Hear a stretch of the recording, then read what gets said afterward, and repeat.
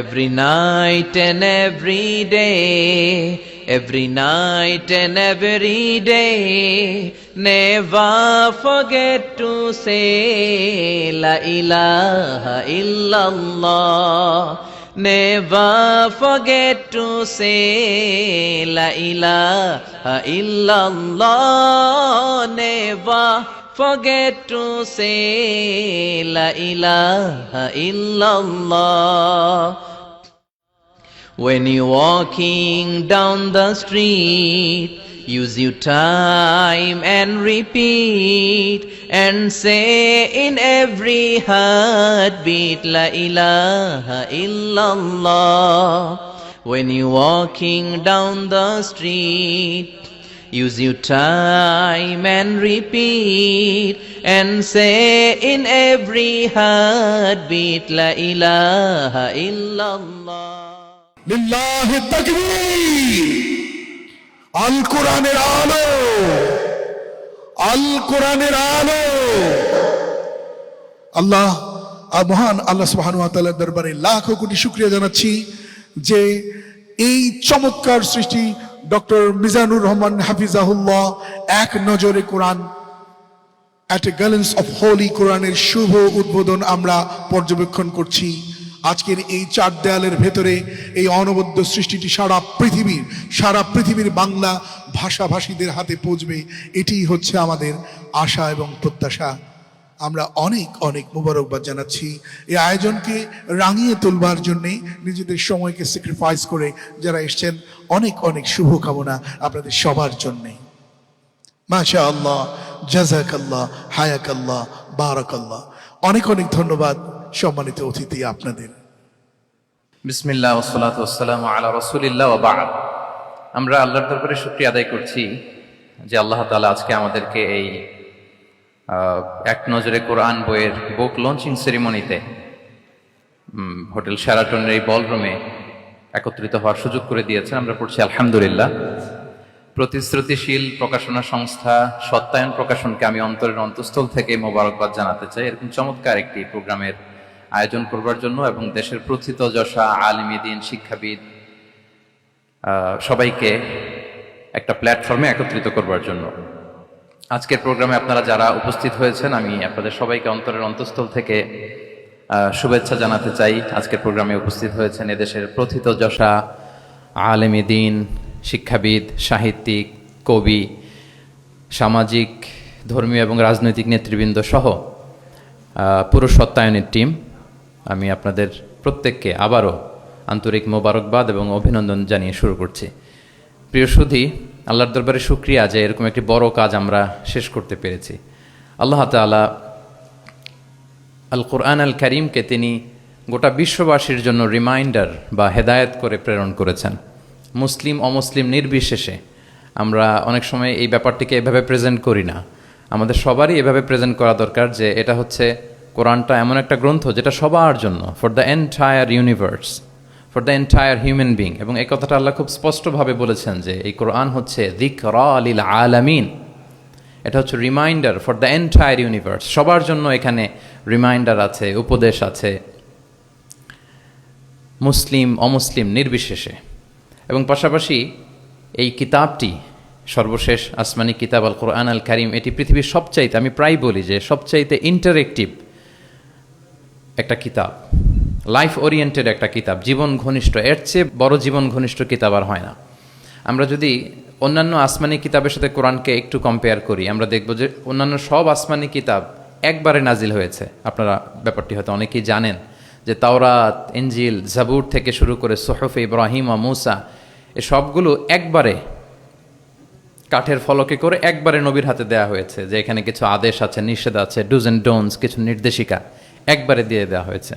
কিন্তু কোরআন হচ্ছে একেবারে ব্যতিক্রম, একবারে আসেনি, 23 বছরের একটা লং পিরিয়ড অফ টাইমে এসেছে। রাসূল সাল্লাল্লাহু আলাইহি ওয়াসাল্লাম ওনার জীবনে, সমাজে, পরিবারে, রাষ্ট্রীয় পরিমণ্ডলে যখনই কোনো সংকটের মুখোমুখি হয়েছেন তখনই সমাধান হয়ে হাজির হয়েছে কোরআন। তিনি পরিবারে সংকটের মুখোমুখি হয়েছেন, কোরআন এসেছে। ফ্যামিলি অ্যাফেয়ার্স নিয়ে চাপে আছেন, কোরআনে এসেছে। মদিনার বাজারে কিছু নিয়ে ডিল করছেন, সমস্যা, কোরআন নাজিল হয়েছে। যুদ্ধের ময়দানে কোরআন নাজিল হয়েছে। তিনি পাহাড়ে চড়েছেন, পাহাড়ের উপরে কোরআন নাজিল হয়েছে। মক্কায় নাজিল হয়েছে, মদিনাতে নাজিল হয়েছে, মরুভূমির মাঝখানে নাজিল হয়েছে, মানে যেখানে সমস্যা সেখানে কোরআন, প্রবলেম সলভিং মেথডোলজি নিয়ে। এজন্য 23 বছরের লম্বা সময়টা লেগেছে। এজন্য এটা খুবই লাইফ ওরিয়েন্টেড, জীবন ঘনিষ্ঠ, ইন্টারেক্টিভ একটা কিতাব। মানুষের সাথে খুবই ইন্টারেক্ট করে কোরআন, যেখানে আমাদের সমস্যা ওখানে কোরআন এসেছে। এবং এটাকে আল্লাহ তাআলা ক্রাইটেরিয়ান বলেছেন এই কোরআনকে, আল ফুরকান, অর্থাৎ the criterion two differentiate between right and রং, সত্য মিথ্যার মধ্যে পার্থক্য করে দেয়। ইউফারিকু বাইনাল হাক্কি ওয়াল বাতিল। আমরা কোরআনের লেন্স দিয়ে যদি দুনিয়া পরখ করি, তাহলে কোনটা সত্য কোনটা মিথ্যা খুব সহজে বুঝতে পারবো, দিবালোকের মতো স্পষ্ট হয়ে যাবে। সো এই জন্য কোরআন স্টাডি করা, কোরআন পড়া, কোরআনের সাথে আমাদের সম্পর্ককে মজবুত করা, এই দিকে যেন আমরা একটু যত্নবান হই। এই ছোট্ট একটি রিমাইন্ডার দিয়ে আমি আমার মূল কথা শুরু করছি। প্রিয় সুধী, এক নজরে কোরআন নামে যেই নতুন গ্রন্থটি প্রকাশিত হলো, আপনাদের সামনে সবার সামনে শোভা পাচ্ছে। আমরা কি করেছি এই বইতে একটু করে আপনাদের সাথে শেয়ার করতে চাই। এখানে বেসিকলি আমি কোরআনের 114 সূরার, কোরআনের 114টি সূরার সার নির্যাসকে নিয়ে এসেছি। The cream of the creams এখানে পাওয়া যাবে, সিনোপসিস অফ দ্য এন্টায়ার কোরআন। পুরো কোরআনকে যদি সামারি করা হয় বা কোরআনের কি ফ্যাক্টগুলোকে যদি নোট ডাউন করা হয়, ওইটাকে যদি সুন্দর করে ডিজাইন করে সাজানো হয়, তাহলে যেটা হবে সেটাই হচ্ছে এক নজরে কোরআন। এই কাজটা আমরা করার চেষ্টা করেছি। এবং এই বইতে কোরআনের তথ্যগুলো, মেসেজগুলো আমরা খুব সহজ ঝরঝরে বাংলা ভাষায়, যেটা পড়তে কষ্ট হবে না বা বোরিং ফিল হবে না, একাধিকবার সম্পাদনা করে করে এটাকে পলিশড করে একটা ঝরঝরে বাংলায় আমরা উপস্থাপনের চেষ্টা করেছি। এবং সবচেয়ে মজার ব্যাপার হচ্ছে, কোরআন নিয়ে এই ধরনের কাজ খুব কম। কোরআনের যে কোর মেসেজগুলো, এগুলোকে ইনফোগ্রাফি দিয়ে ফুটিয়ে তোলা হয়েছে। ইনফোগ্রাফিতে আমাদের একটা আকর্ষণ থাকে, দেখলে সহজ লাগে, বুঝতে খুব সহজ লাগে, এবং পাঠকদের সুবিধার্থে ছক বিন্যাস করে কোরআনের মেসেজগুলো এখানে আমরা উপস্থাপনের চেষ্টা করেছি। তো আমি আশা করি যে এই বইটি আপনাদের সকলের, যারা মাদ্রাসা ব্যাকগ্রাউন্ডের কিংবা জেনারেল ব্যাকগ্রাউন্ডের, সকলের উপকার হবে। আর কারো উপকার হোক বা না হোক, আমার খুব উপকার হবে। আমার আজীবনের জন্য একটা নোট হয়ে গেল। আমি ভেবে দেখলাম যে আমি তো তাফসির করতে হয়, ফলে এখন থেকে আমি যে কোনো সূরার তাফসির করার আগে আমি একবার রিভিশন দিয়ে যাব এখান থেকে। মানে আমার জন্য একটা আজীবনের কাজ হয়ে গেছে। সত্যায়নকে আমি আবারও ধন্যবাদ জানাতে চাই যে আমার তাফসির প্রোগ্রামের যেই হোমওয়ার্ক বা ম্যাটেরিয়াল রেডি করা, এটা ওনারা সহজ করে দিলেন এই কাজের মধ্য দিয়ে। তো আমি বোধ করি এবং বিশ্বাস করি আমার যেহেতু উপকার হবে, আমাদের বক্তা ভাই যারা, দাঈ ইলাল্লাহ, খতিব, ইমাম, আলিয়া মাদ্রাসা কিংবা কামি মাদ্রাসার শিক্ষক, ছাত্রবৃন্দ, সবার এই বইটা বেশ উপকারে আসবে বলে আমি বিশ্বাস করি এবং আল্লাহর কাছে কামনা করি। কোরআনের শিক্ষাকে যে বিভিন্ন অ্যাঙ্গেল থেকে দেখা যায়, বিভিন্ন অ্যাঙ্গেল, হাজারো অ্যাঙ্গেল থেকে কোরআনকে স্টাডি করা যায়, তারই বেসিকলি একটা ক্ষুদ্র প্রয়াস হচ্ছে আমাদের এক নজরে কোরআন। আপনারা একটু পাতা উল্টালেই সেটা বুঝতে পারবেন। আমি 2-1 মিনিটে একটু বলি যে বইটা আমরা কিভাবে সাজিয়েছি। আমরা প্রত্যেকটা সূরাকে 16টা অ্যাঙ্গেল থেকে অ্যানালাইসিস করার চেষ্টা করেছি। শুরুতে আমরা সূরার সংক্ষিপ্ত পরিচিতি নিয়ে এসেছি। এটা অনেক জায়গায় দেখা যায়, আপনারা দেখবেন বিভিন্ন তাফসিরে, বিভিন্ন গ্রন্থে এটা পাওয়া যায়। আমরা এটা নিয়ে এসেছি সূরার সংক্ষিপ্ত পরিচিতি। এখানে সূরা কোথায় নাজিল হয়েছে, কখন নাজিল হয়েছে, সূরার আয়াত সংখ্যা কত, এই সূরার নাম, নামের অর্থ কী, এই নামের নেপথ্যের গল্পটা কী, পেছনের রহস্যটা কী, এই সূরার আবার যদি অন্যান্য অনেকগুলো নাম থাকে সেগুলো এক্সপ্লেইন করা, এটা আমরা নিয়ে এসেছি। আমরা প্রত্যেকটা সূরার শানে নুজুল উল্লেখ করেছি সহিহ হাদিস থেকে, তাফসির গ্রন্থগুলো থেকে রেফারেন্স দিয়ে। এবং প্রতিটা সূরার যে ভার্চু আছে, ফজিলাত, সেটা আমরা উল্লেখ করেছি সুন্নাহর ভিত্তিতে। পাশাপাশি মজার ব্যাপার হচ্ছে, প্রত্যেকটা সূরার শুরু এবং শেষের একটা সম্পর্ক আছে, যেটা আমরা অনেকে ধরতে পারি না। আল্লাহ কিন্তু র্যান্ডম কিছু বলে দেননি কোরআনে, সব কিছুর একটা কানেক্টিভিটি আছে। সো সূরার শুরু শেষের সম্পর্কটা কি, সেটা আমরা একটা সাব পয়েন্টে এনেছি।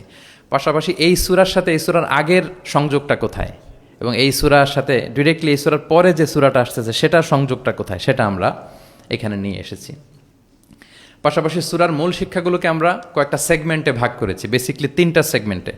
প্রত্যেকটা সূরার যে মূল বক্তব্য, মৌলিক কথাগুলো আমরা 3টা সেগমেন্টে নিয়ে এসেছি, যাতে সেগমেন্টগুলো দেখলেই একজন পাঠক, একজন শিক্ষার্থী সহজেই শিক্ষাগুলোকে আত্মস্থ করতে পারে। তারপরে গতিপথ নামে আমরা, এগুলো হচ্ছে আমাদের ইউনিকনেস, এরকম দেখা যায় না। প্রত্যেকটা সূরার মধ্যে গতিপথ নামে একটা টাইটেল আপনারা পাবেন। আপনারা জানেন যে কোরআনের কথাগুলো প্রায়ই আলোচনার মোড় চেঞ্জ হয়। আল্লাহ হিস্ট্রি দিয়ে শুরু করেন, হিস্ট্রি বলতে বলতে হঠাৎ আল্লাহ আবার জান্নাতের ভেতরে ঢুকে যান, জান্নাতের পরপরই আবার জাহান্নামের কথা বলেন, এরপরে আবার কিছু ডুজ অ্যান্ড ডোনস, কিছু ইনস্ট্রাকশন। তো সাধারণ মানুষের এই ডটগুলো কানেক্ট করতে একটু সমস্যা হয়। উই কানেক্টেড দ্য ডটস, গতিপথ দিয়ে আমরা বুঝিয়েছি যে কখন কোথায় আলোচনার মোড় নিয়েছে, একটার পর একটা কিভাবে আসলো, এই সিকোয়েন্সটা আমরা গতিপথে উল্লেখ করেছি। এরপর আমরা ওভারভিউ রেখেছি একটা পয়েন্টে। ওভারভিউ হচ্ছে সূরার আয়াত ভিত্তিক বা রেঞ্জ ভিত্তিক এই সূরাতে কী নিয়ে আলোচনা করা হয়েছে তার সার নির্যাস। সূরা যত বড় হোক 10টা কলামে আমরা নিয়ে এসেছি, যেমন সূরা বাকারা অনেক বড় সূরা, 286টা আয়াতের সূরা, কিন্তু 10টা কলামে যদি আপনি দেখেন এন্টায়ার সূরা বাকারাতে কি আছে সার নির্যাস আমরা এখানে উল্লেখ করেছি। এরপর মেজর থিম উল্লেখ করেছি। বিভিন্ন বিষয় নিয়ে প্রতিটি সূরাতে আলোচনা হলেও কিছু ফোকাসড পয়েন্ট থাকে একটা সূরার, সেগুলোকে আমরা মেজর থিমে এনেছি। এরপর আমরা সেন্ট্রাল থিম রেখেছি, একটা সূরার কেন্দ্রীয় আলোচ্য বিষয় কি। এই বইয়ের কাজ করতে যে সবচেয়ে বেশি কষ্ট হয়েছে আমার এই সেন্ট্রাল থিম বের করতে, কারণ একটা বড় সূরার সেন্ট্রাল থিম নিয়ে আসা অনেক জটিল। আমি যদি আমার এই জার্নিটার সামান্য একটু আমি কয়েক সেকেন্ডে শেয়ার করি। লেটসে সূরা বাকারার সেন্ট্রাল থিম আমি কিভাবে বের করেছি। 286টা আয়াত, এই 286 আয়াতের মধ্যে এক কথায় সূরা বাকারার কেন্দ্রীয় আলোচ্য বিষয় কি আমরা কিভাবে বুঝবো। আমরা সূরা বাকারার সেন্ট্রাল থিম লিখেছি চেঞ্জিং দ্য লিডারশিপ। বাকারার সেন্ট্রাল থিম হচ্ছে বেসিক্যালি নেতৃত্বের পরিবর্তন। তাগায়ুরুল কিয়াদা মিন বানি ইসরাইল ইলা বানি ইসমাইল।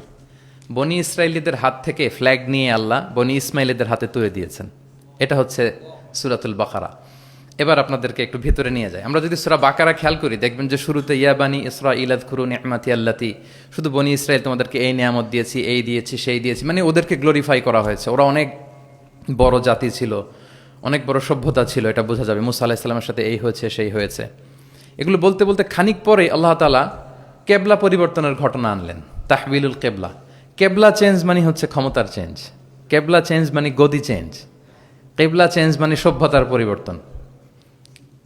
এই কেবলা চেঞ্জের পরপরই দেখবেন এই উম্মার কথা শুরু, নামাজ, রোজা, জাকাত, অনেক নির্দেশিকা, ডুজ অ্যান্ড ডোনস।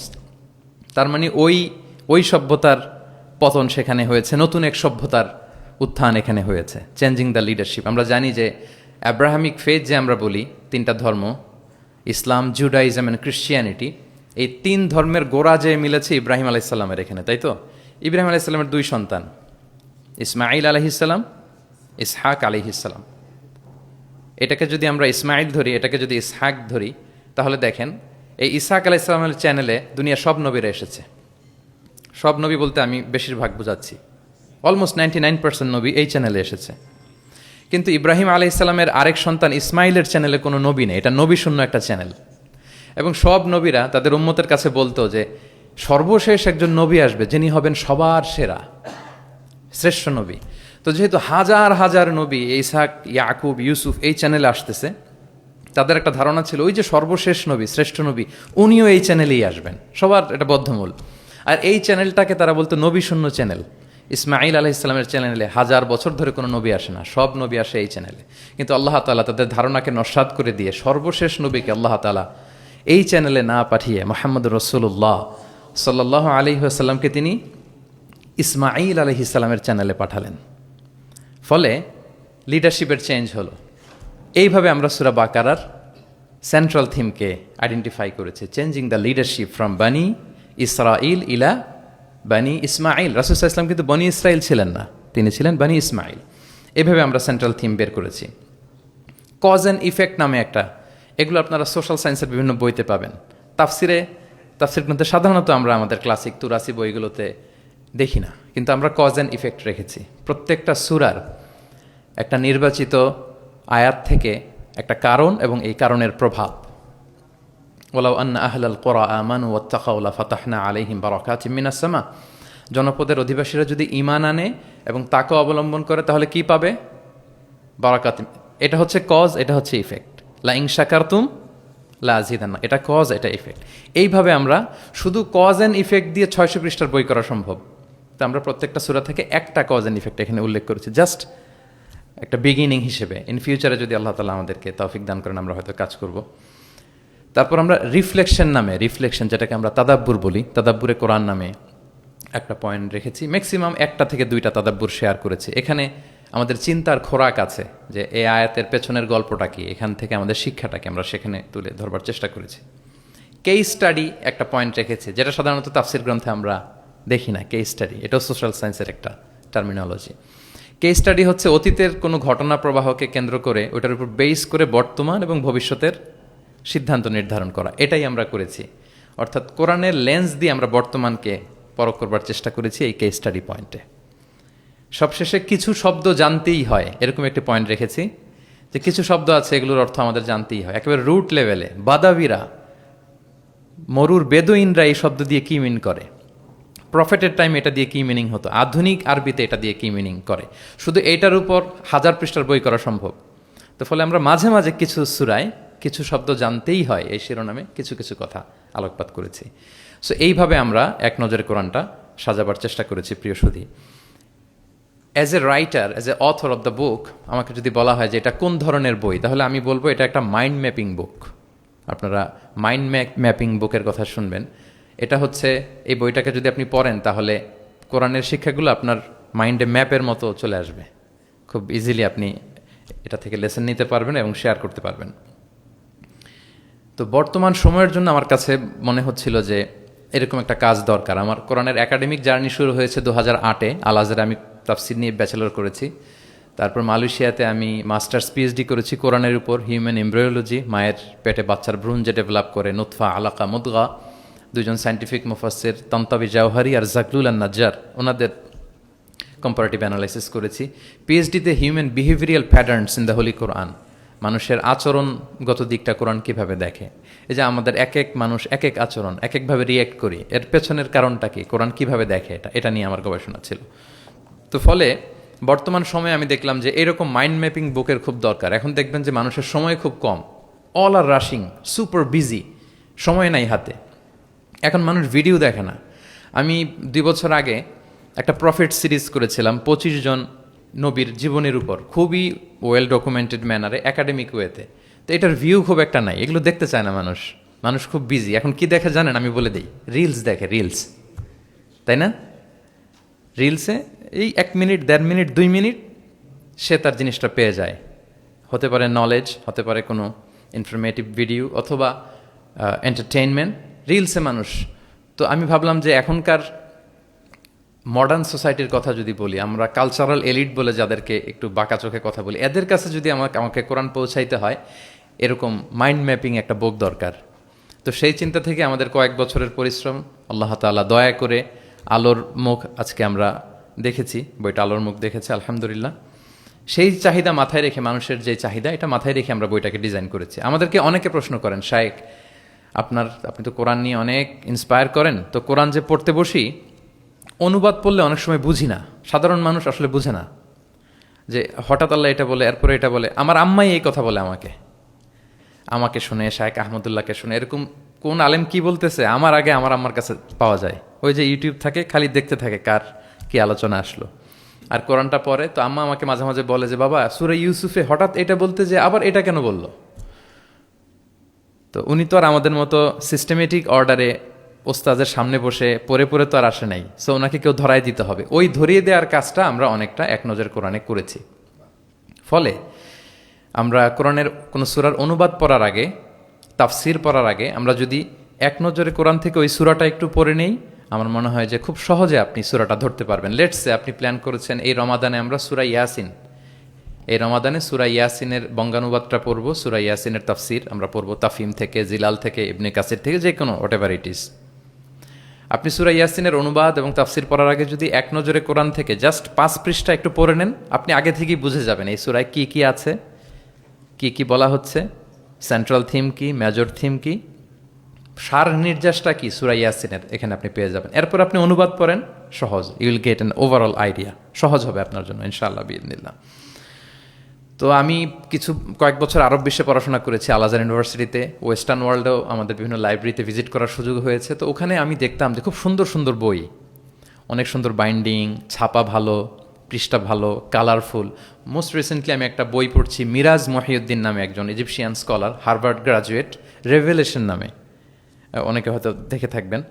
এত চমৎকার বই সিরাতের উপর আমি আমার পুরো জীবনীতে দেখিনি। হার্ভার্ড গ্রাজুয়েট সে, এমনভাবে সে সিরাতটাকে মানে ভিজুয়ালি প্রেজেন্ট করেছে, অবাক করা। তো আমার খুব ইচ্ছে ছিল যে ওয়াই নট বাংলাদেশে আমরা আমাদের এই পাবলিকেশন ইন্ডাস্ট্রি থেকে এরকম বই কেন হয় না। তো যেই প্রকাশকের সাথেই কথা বলি ওনারা বলে যে শায়েক আপনি তো জানেন না, এই দেশে মাথার চেয়ে পায়ের দাম নাকি বেশি। তাই আমি বললাম এটা আবার কি জিনিস? বলে যে পায়ে তো জুতা পরে, মানুষ জুতা কেনার জন্য অ্যাটলিস্ট 2000 টাকা বাজেট রাখে, মানে 2000 টাকার কমের নিচে নাকি জুতা হয় না এই দেশে ভালো জুতা।